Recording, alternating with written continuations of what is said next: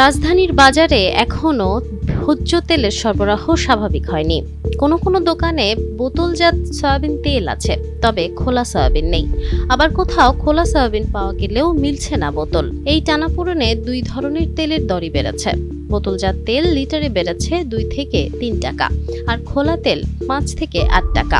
গতকাল মঙ্গলবার রাজধানীর কারওয়ান বাজার সহ বিভিন্ন বাজারে ঘুরে ব্যবসায়ীদের সঙ্গে কথা বলে এই তথ্যই পাওয়া গেছে। গত সোমবার বাণিজ্য মন্ত্রণালয়ে ভোজ্য তেল আমদানিকারক ও ব্যবসায়ীর সঙ্গে বৈঠক শেষে বাণিজ্যমন্ত্রী খন্দকার আব্দুল মুক্তাদির সাংবাদিকদের জানিয়েছেন, বাজারে ভোজ্য তেলের পর্যাপ্ত মজুদ আছে, তেলের দাম বাড়বে না। বাস্তবে বাজারে সেই চিত্র দেখা যায়নি। বাজারে সবচেয়ে বেশি চাহিদা রয়েছে 5 লিটার বোতলের। 15 থেকে 20 দিন ধরে খুচরা বাজারে এই রকম বোতলের সরবরাহ কম রয়েছে। সম্প্রতি সরবরাহ আরও কমেছে। খুচরা ব্যবসায়ীরা জানান, তারা 10 কার্টুন 5 লিটারের 4টি বোতল চাইলে কোম্পানিগুলো দিচ্ছে 2 বা 3 কার্টুন। পাশাপাশি দামও নিচ্ছে বেশি।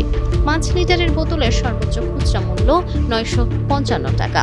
সপ্তাহখানেক আগেও ডিলার থেকে খুচরা ব্যবসায়ীরা 5 লিটারের বোতল কিনতে পারতেন 920 থেকে 25 টাকায়। তারা ভোক্তাদের কাছে বিক্রি করতেন 930 থেকে 950 টাকা দরে। এখন খুচরা ব্যবসায়ীর কাছ থেকে নেওয়া হচ্ছে 942 থেকে 950 টাকা।